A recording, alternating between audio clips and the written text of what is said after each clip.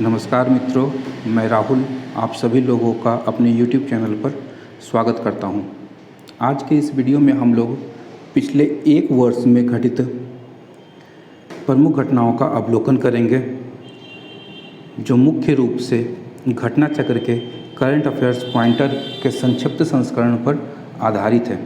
यह वीडियो विभिन्न प्रतियोगी परीक्षाएं हेतु अत्यंत महत्वपूर्ण है तथा इस वीडियो श्रृंखला को विभिन्न भागों एवं शीर्षकों में विभाजित किया गया है ताकि वीडियो में केवल संबंधित क्षेत्रों की महत्वपूर्ण घटनाओं का ही समावेश किया जा सके।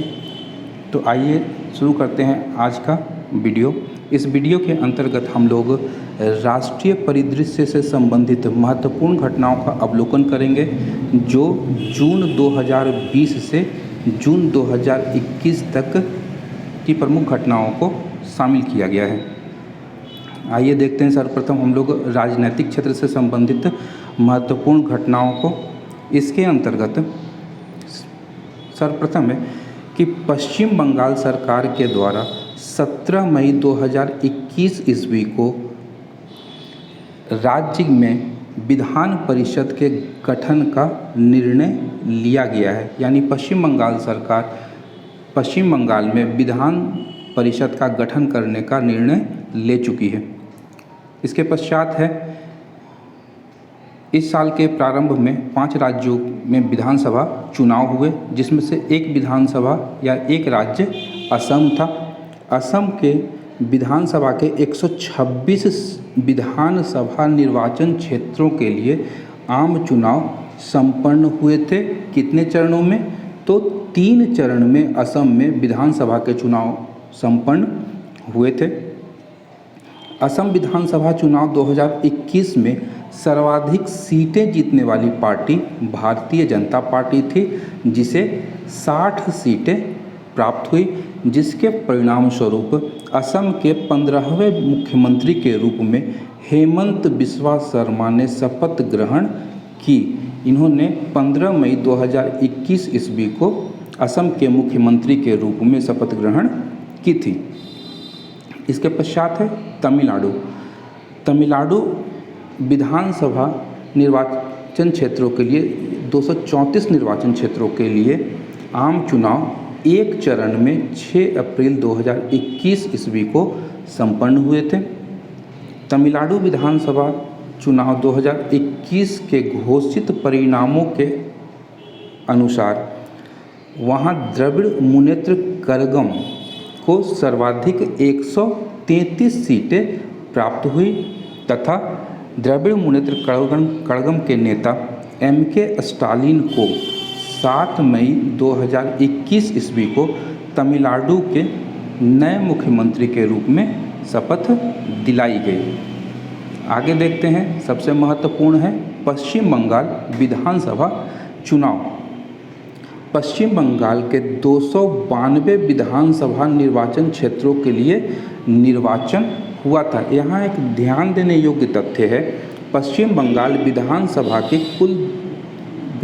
में कुल 294 सीटें हैं, जिनमें 2 सीटों के लिए इस समय चुनाव आयोजित नहीं किया जा सका और केवल 292 निर्वाचन क्षेत्रों के लिए ही चुनाव संपन्न कराए जा सके।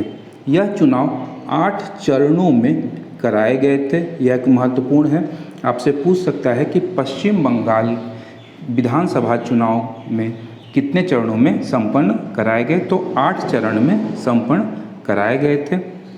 इन चुनावों में पश्चिम बंगाल विधानसभा के चुनाव में सर्वाधिक सीटें जीतने वाली पार्टी अखिल भारतीय तृणमूल कांग्रेस रही, जिसे 213 सीटें प्राप्त हुईं तथा उसे सर्वाधिक 47.94% मत प्राप्त हुए।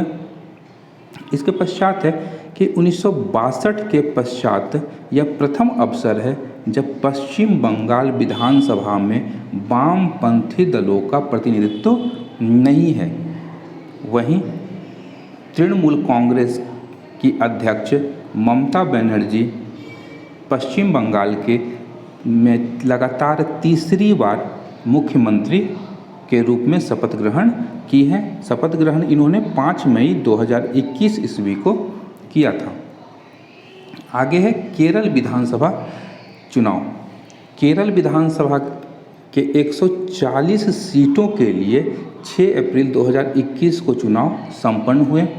केरल विधानसभा चुनाव 2021 के परिणामों के अनुसार वाम लोकतांत्रिक मोर्चा LDF की दूसरी बार सत्ता में वापसी हुई है।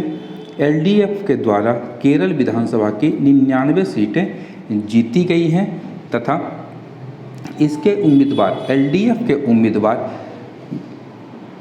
पिनराई विजयन ने अपने लगातार दूसरे कार्यकाल हेतु केरल के मुख्यमंत्री के पद के लिए शपथ ग्रहण किया है। कब? तो 20 मई 2021 ईस्वी को। आगे है पुडुचेरी विधानसभा पुडुचेरी की 30 विधानसभा क्षेत्रों के लिए चुनाव 6 अप्रैल 2021 को संपन्न हुए थे तथा अखिल भारतीय NR कांग्रेस के संस्थापक N रंगास्वामी ने अपने चौथे कार्यकाल के लिए पुडुचेरी के मुख्यमंत्री के रूप में शपथ ग्रहण की है। कब? तो 7 मई 2021 ईस्वी को। पुडुचेरी विधानसभा चुनाव 2021 में सर्वाधिक सीटें जो 10 सीट है अखिल भारतीय NR कांग्रेस ने जीती है। अखिल भारतीय NR कांग्रेस ने भारतीय जनता पार्टी के साथ मिलकर पुडुचेरी में सरकार का गठन किया है। इसके बाद देखते हैं कुछ महत्वपूर्ण राष्ट्रीय घटनाओं को। तो मंत्रिमंडल की संपूर्ण कार्य प्रणाली को कागज रहित बनाने के माध्यम से कैबिनेट का उद्घाटन करने वाला देश का पहला राज्य कौन बना है? तो वह हिमाचल प्रदेश है।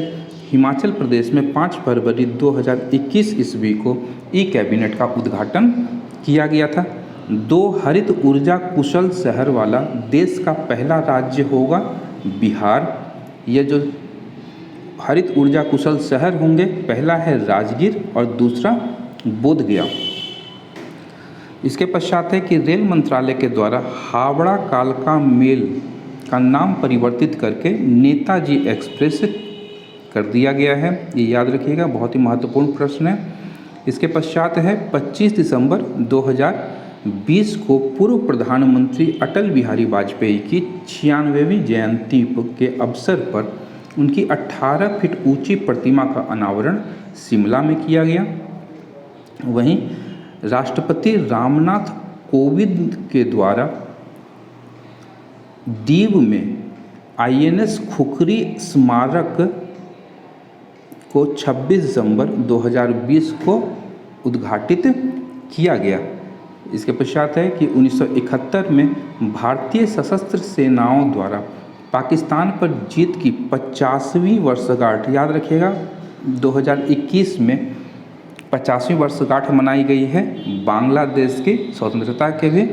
तो 16 दिसंबर 2021 को मनाई जाएगी। केंद्र सरकार द्वारा 16 दिसंबर 2020 से 16 दिसंबर 2021 तक की अवधि को घोषित किया गया है स्वर्णिम विजय वर्ष, यानी पाकिस्तान पर 1971 की जीत के 50 वर्षों के उपलक्ष्य में भारत में स्वर्णिम विजय वर्ष मनाया जाएगा और इसके अंतर्गत विभिन्न कार्यक्रम आयोजित किए जाएंगे। आगे है कि प्रधानमंत्री नरेंद्र मोदी ने नई दिल्ली में देश की नए संसद भवन का भूमि पूजन एवं शिलान्यास किया है। कब? तो 10 दिसंबर 2020 को नए संसद भवन का भूमि पूजन एवं शिलान्यास नई दिल्ली में प्रधानमंत्री नरेंद्र मोदी के द्वारा किया गया है। वहीं नए संसद भवन का जो निर्माण है वह सेंट्रल विस्टा प्रोजेक्ट के अंतर्गत किया जाएगा। इस संसद भवन में लोकसभा के सदस्यों के बैठने की जो क्षमता होगी वह 888 होगी। वहीं राज्यसभा सदस्यों के बैठने की क्षमता 384 होगी और यह नया संसद भवन 2022 तक यानी भारत की आज़ादी की 75वीं वर्षगांठ के अवसर पर बनकर तैयार हो जाने की संभावना है। आज के वीडियो में हम इतना ही रखते हैं। इसके बाद राष्ट्रीय परिदृश्य के संबंधित हम इसका दूसरा भाग लेकर के आएंगे। अंत तक वीडियो देखने के लिए धन्यवाद। आपको हमारा यह प्रयास कैसा लगा नीचे कमेंट बॉक्स में अपने सुझाव एवं प्रश्न लिख सकते हैं तथा हमारे इस चैनल को लाइक, सब्सक्राइब तथा शेयर करना ना भूलें तथा नोटिफिकेशन वाला घंटी दबा दें ताकि आपको ससमय नोटिफिकेशन प्राप्त होता रहे। धन्यवाद।